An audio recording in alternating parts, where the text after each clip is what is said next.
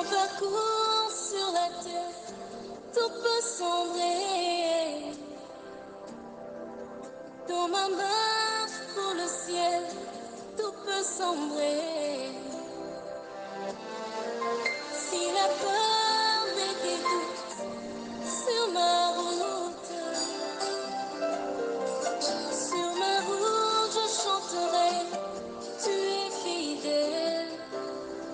Emmanuel, Emmanuel, Au nom du Père, et du Fils et du Saint-Esprit, Amen. Fils et filles d'Israël, soyez richement salués, abondamment salués. Dieu vous bénisse abondamment. Nous continuons notre marche d'adoration. Oui, l'univers de l'adoration. Dans mon parcours sur la terre, tout peut sombrer. Dans ma marche pour le ciel, tout peut sombrer. Si la peur met des doutes sur ma route, je chanterai, tu es fidèle. Emmanuel, Emmanuel, Emmanuel, Emmanuel. Je chanterai ta fidélité, Emmanuel. Oui, dans les parvis de notre Dieu, oui, l'ouragan d'adoration. Oui, bien-aimé, l'univers de l'adoration. Ce à quoi le Seigneur nous appelle, c'est de devenir de vrais adorateurs et adoratrices. Oui, l'adorer en esprit et en vérité.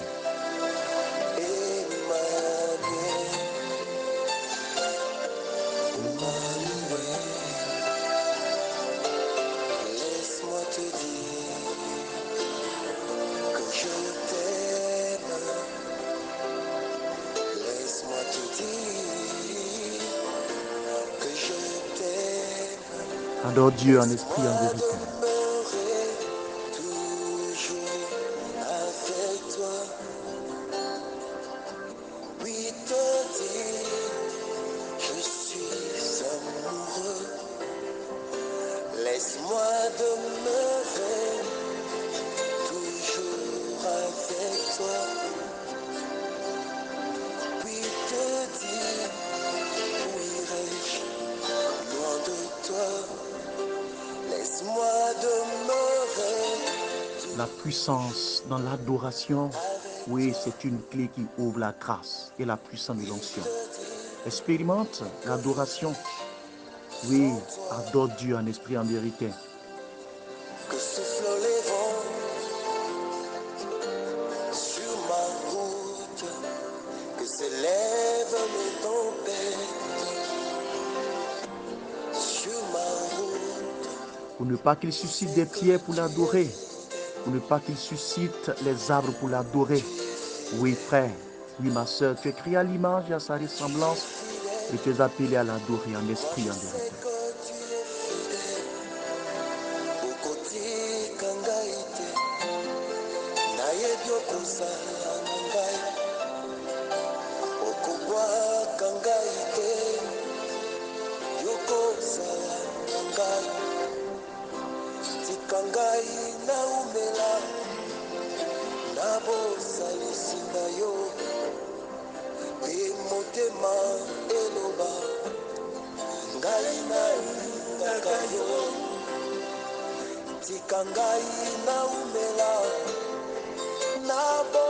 Merci pour ta puissance, merci pour ta grâce, ô Seigneur, merci pour ton amour immense. Merci pour ce temps d'adoration que tu nous donnes de passer en ta présence, l'univers de l'adoration. Oui, il est fidèle, notre Dieu. C'est l'Emmanuel, le Dieu fidèle. Il nous demande de l'adorer en esprit et en vérité. Oh, que Dieu te bénisse, frère. Que Dieu te bénisse, ma soeur. Sois richement salué, richement salué. Alors, nous continuons notre temps de formation. Nous continuons notre temps de formation, notre temps de partage. Alors, tu prends ta Bible, tu prends ton calepin Et tu prends ton stylo pour faire des prises de notes. Si tu es dans ta voiture, Dieu te bénisse. Dieu te bénisse abondamment. Voilà. Si tu te trouves dans un lieu, quel que soit le lieu, que Dieu bénisse ta vie et bénisse ce lieu. Voilà. Si tu es dans ta boutique en train de vendre tes articles, or que Dieu attire vers toi la clientèle. La clientèle. Voilà. Dieu te bénisse richement et abondamment, abondamment, abondamment. Bien-aimés frères, bien-aimés sœurs, alors donc la meilleure forme de louange, la meilleure forme de louange. Voilà. Alors, il y a une différence entre la louange et l'adoration. Il y a une différence entre la louange et l'adoration. Voilà. Je disais dès le premier enseignement que la louange nous aide à faire descendre Dieu parmi nous. C'est pourquoi nous disons que Dieu siège dans la louange de son peuple. Il le dit dans le psaume, hein, Dieu siège dans la louange de son peuple. Donc, quand il y a une louange, Dieu, il descend au milieu de son peuple. Mais l'adoration, c'est notre personne, c'est notre esprit, c'est notre âme qui monte vers Dieu pour l'adorer, pour l'exalter, pour le contempler. Voilà.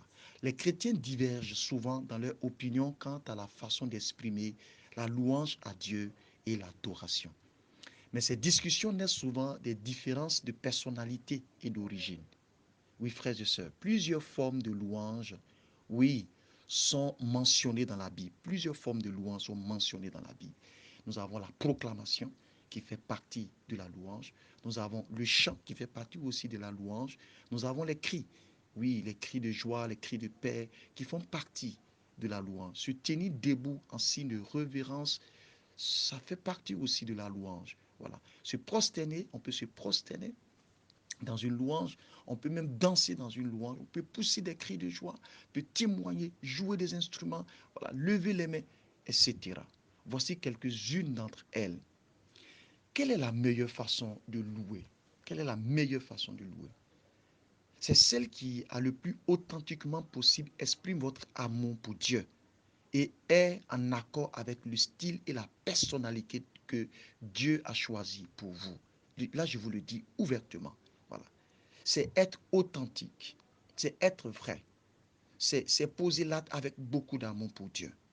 Si on dit des cris de joie, frère, entre dans la vision et exprime ton amour pour Dieu.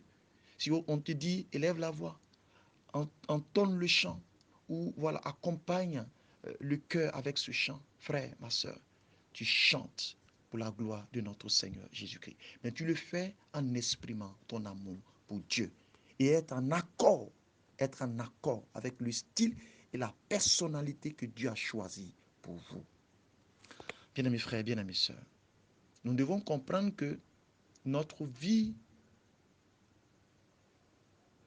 est une expression de l'adoration que Dieu nous demande. Est une expression. Il faut développer ta propre relation avec Dieu, pardon. Il faut que chacun de nous développe sa propre relation avec Dieu, mais ne l'impose pas aux autres. Développe ta propre relation avec Dieu. Surtout, ne l'impose pas aux autres. C'est ce genre de personnes que recherche le Père. Ceux qui sont simplement et honnêtement eux-mêmes devant lui dans le temps d'adoration. L'adoration qui plaît à Dieu est réfléchie. 4 fois, Jésus ordonna, tu aimeras Dieu de toutes tes pensées. Oui, 4 fois. Dieu ne se plaît pas dans l'adoration inconsciente. Chanter des hymnes sans en saisir le sens profond. Faire des prières avec des formules sans qu'il y ait de l'amour à l'intérieur. Les exclamations faites avec insouciance. Non, Dieu n'est pas. Dieu n'est pas, Dieu n'est pas, Dieu n'est pas à l'intérieur. Voilà. On peut même partir des évangélisations, tu vas voir que le prédicateur qui est au devant, il va répéter gloire à Dieu, gloire à Dieu, gloire à Dieu. Gloire. Pas fini, on ne sait même pas si son enseignement a pour thème gloire à Dieu. Parce que tout ce qu'il dit, gloire à Dieu, acclamez Dieu, gloire à Dieu, acclamez Dieu, gloire à Dieu, acclamez Dieu. Non, non, non, non, non, non. Il faut savoir que quand le peuple est disposé pour adorer Dieu, je vous le dis, souvent on n'a même plus de prêcher. On n'a même plus besoin de prêcher. Quand l'adoration saisit, quand l'adoration est dense, quand l'adoration est authentique, par les louanges, par les chants qui sont donnés, par les chants qui sont donnés, l'atmosphère est tellement disposée que Dieu commence déjà son travail. Dieu commence déjà son travail. Et c'est le problème que souvent nous serviteurs, nous faisons, l'erreur que nous faisons quand il y a assemblée de prière. Assemblée de prière. On finit jamais ces histoires de gloire à Dieu, gloire à Dieu, gloire à Dieu, gloire à Dieu. Oui, acclamer Dieu, gloire à Dieu. Pourtant, en fait, il ne dit absolument rien. Puisque il cherche à se retrouver en fait dans son enseignement. Non, s'il y a une adoration qu'il faut faire dans le sens de ton thème qui est gloire à Dieu, mais laisse la gloire de Dieu exploser, exploser dans l'adoration que le peuple va exprimer, que le peuple va exprimer. Ou bien on va à des évangélisations, on ne fait qu'acclamer, on ne fait qu'acclamer. Le maître de cérémonie vient, il fait acclamer, acclamer, acclamer, acclamer. On acclame, c'est bien, c'est bien. Mais est-ce que ces acclamations sont accompagnées d'une bonne vision de l'adoration de Dieu? Car frères et sœurs, tout ce que nous faisons, il faut qu'on le fasse avec conviction, avec certitude que c'est l'éternel Dieu qui nous pousse à cela. C'est l'éternel Dieu. Arrêtons les vaines répétitions. Concentrons-nous à l'essentiel. Concentrons-nous à l'essentiel. Mais certains thèmes bibliques peuvent devenir des clichés qui lassent, voilà, par leur, par leur surutilisation.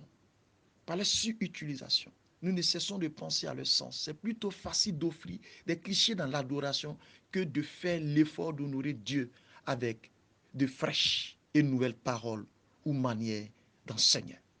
C'est pourquoi je vous encourage, frère, ma soeur, je t'encourage à lire les Écritures dans de différentes traditions de versions, que ce soit dans la Bible de Jérusalem, que je te conseille d'avoir ta Bible de Jérusalem. Je te conseille d'avoir d'autres versions, d'autres traditions. Il y a la lue suivante, il y a la Bible il y a la Tobe, il y a la Sainte Bible, pour que tu aies vraiment beaucoup d'ouverture à l'intérieur de ta vie spirituelle. Oui, cela va t'aider à avoir une expression d'adoration. Une expression d'adoration. Une expression d'adoration. Une expression véritable d'adoration. Et nous, chrétiens, nous sommes appelés à cette réalité. À cette réalité. Ne soyons pas fermés. Ne soyons pas fermés. Mais soyons véritablement des personnes, des serviteurs, des servantes. Oui, qui sont disposés à glorifier Dieu dans leur être. Dans leur être. Quand on part au Saint-Sacrement, il faut savoir se disposer. Il faut savoir se tenir. Il faut savoir se tenir parce que c'est Dieu qui est au devant de nous. C'est Dieu qui est au devant de nous. C'est Dieu qui nous parle. C'est Dieu qui est assis sur son trône. C'est Dieu qui est assis sur son trône. Et notre temps d'adoration, nous devons être beaucoup concentrés. Nous devons être beaucoup concentrés. La distraction, c'est vrai, l'ennemi vient avec la distraction pour nous perturber, pour nous égarer. Mais cela ne doit pas être pour nous la pas pour pouvoir rentrer chez nous à la maison. La pas pour dire, moi-même je n'arrive pas à adorer. Moi-même je n'arrive pas. Non, non mon frère, non ma soeur. Je te dis, dans la semaine, est au moins 10 minutes, 15 minutes, 30 minutes, au moins d'adoration pour Dieu.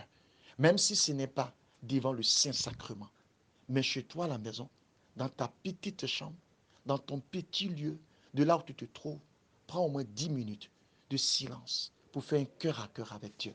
Et tu verras que ta vie va changer, ta vie va connaître véritablement une lueur, ta vie spirituelle va connaître, je vais dire, une gloire que le Seigneur Dieu va mettre dans ton être, va mettre dans ta vie. Bien-aimés frères, bien-aimés sœurs, adorez Dieu. Adorons Dieu. Soyons des serviteurs qui adorent Dieu. Car c'est ce que Dieu attend de nous. L'adorer en esprit et en vérité.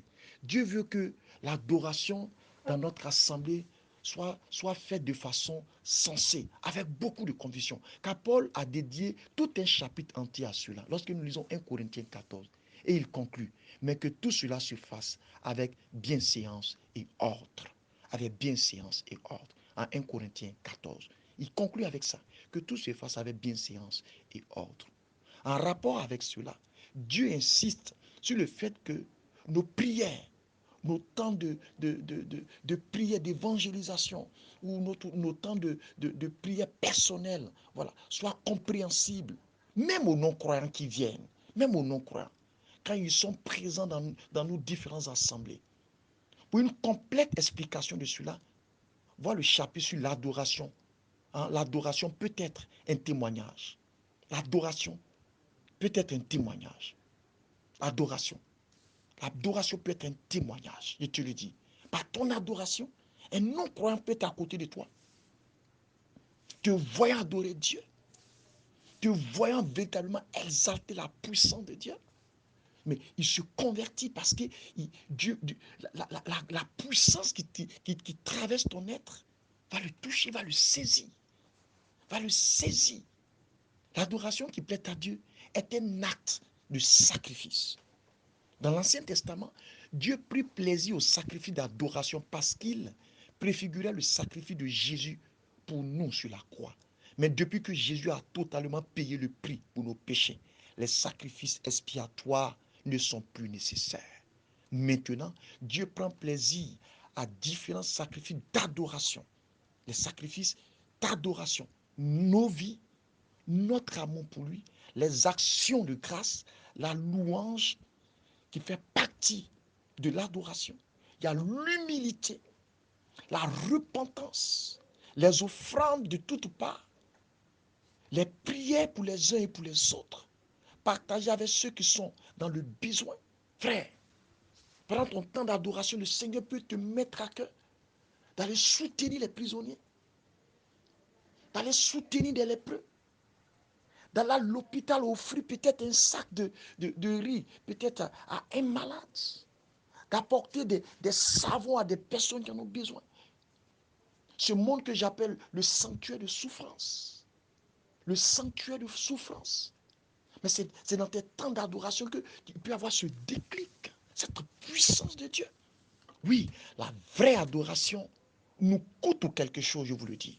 La vraie adoration. Celui qui passe son temps à adorer, je te dis, tu seras, par ton adoration, tu seras tellement transformé que la vraie adoration va te coûter quelque chose. Et David comprit cela. Il dit ceci, je ne ferai point à l'Éternel, mon Dieu, des holocaustes qui ne me coûtent rien. La louange, l'adoration, à elle toute seule, est une adoration, je vais te dire, qui doit t'amener à avoir accès à l'intimité de Dieu. Nous devons nous abandonner, nous soumettre, nous offrir et nous rendre à lui. C'est cela le cœur, oui, de l'adoration. Le cœur de l'adoration, l'expression de l'adoration, l'univers de l'adoration. Une chose que, je te l'ai dit, que nous coûte l'adoration, c'est d'offrir notre moi, notre personne. Notre personne. Nous ne pouvons pas exalter Dieu et nous-mêmes à la fois, ce n'est pas possible. C'est pourquoi il faut offrir ta personne, pour que tu puisses t'oublier et laisser Dieu venir en toi. On n'adore pas pour être vu des autres, pour faire plaisir aux autres. Nous détournons volontairement l'attention de nous-mêmes. Frère, quand Jésus a dit, tu aimeras ton Dieu de toute ta force, il soulignait ainsi que l'adoration demande de l'effort et de l'énergie. De l'effort et de l'énergie. De l'effort et de l'énergie. De l'effort, des sacrifices. Des sacrifices, de l'effort et de l'énergie. Ce n'est pas toujours commode, ni agréable d'adorer. Et parfois cela relève uniquement de la volonté, un sacrifice volontaire. Que je n'arrive pas à adorer Dieu. Maman, je n'arrive pas. Mais quel est l'effort que tu fais? Quelle est l'énergie que tu dépenses? Frère, quelle est l'énergie? Adorer demande de l'effort. Quand on adore Dieu, même quand on n'a pas envie, quand on se lève du lit pour aller adorer, bien que fatigué, ou quand on aide les autres, même quand on est en soi-même complètement épuisé, on offre un sacrifice d'adoration à Dieu. À Dieu. Paul a dit, je vous en supplie, frères, par les compassions de Dieu, à offrir vos corps comme un sacrifice vivant, saint et agréable à Dieu. Pardon, ce qui serait de votre part un sacrifice raisonnable. Dieu vous bénisse richement, abondamment. richement, abondamment. Que Dieu fasse que nous soyons de vrais adorateurs, de vraies adoratrices, qu'il adore en esprit et en vérité. Dieu vous bénisse richement. Et à demain pour la suite de notre formation. Oui, sur l'adoration, je te le dis, Dieu te bénisse abondamment. Je suis convaincu de quelque chose, c'est que Dieu nous aime. Dieu t'aime. Il n'y a que d'amour dans l'expression de l'adoration. L'univers d'adoration, Dieu vous bénisse. Emmanuel.